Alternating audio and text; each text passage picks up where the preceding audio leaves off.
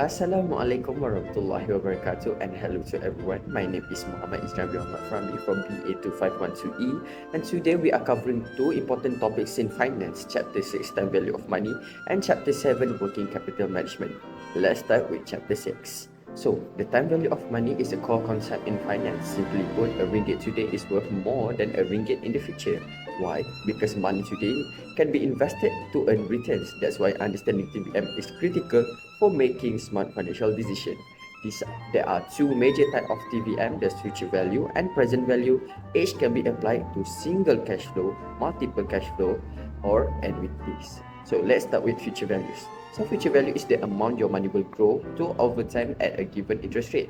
For example, if you deposit 1,200 ringgit at 6% annual interest for 3 years, the future value is 1,429 ringgit and 32 cents. In the case of multiple cash flows, say you deposited 100 ringgit, 300 ringgit and 350 ringgit over 3 years, the future value will be 780 ringgit and 36 cents at 6% interest. So next, the present value is the reverse of future value.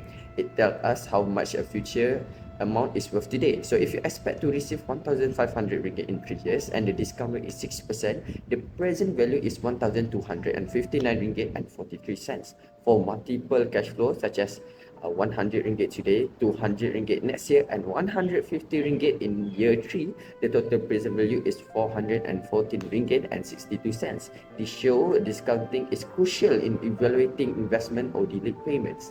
An annuity is a series of equal payments over time. So there are two types of annuity. There's ordinary annuity and there's annuity due. So ordinary annuity is payment at the end of each period, while annuity due payment at the beginning. Let's say you receive 350 ringgit annually for 3 years and deposited at 7% interest. The future value of this ordinary annuity will be 10,000 ringgit, 937 ringgit and 50 cents. But if it's an annuity due where payments came at the start of each year, the value grows more to 1,790 ringgit and 97 cents for 500 ringgit annually over 3 years. So now, let's move to Chapter 7, Working Capital Management. Working capital is the difference between current asset and current liability.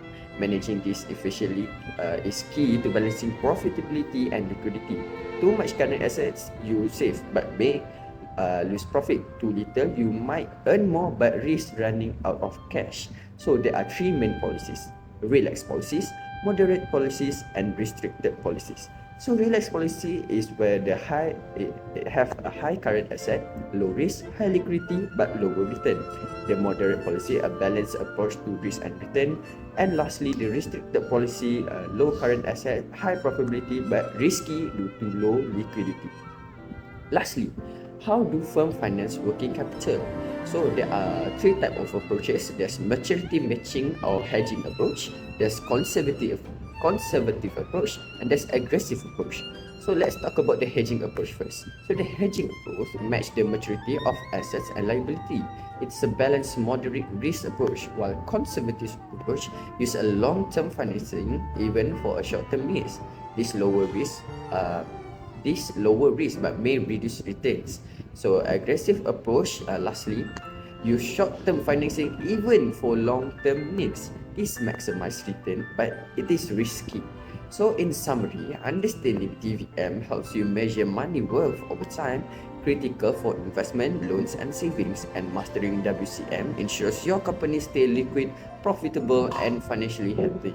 That's it. Thank you for listening. My name is Muhammad Izran. That's all.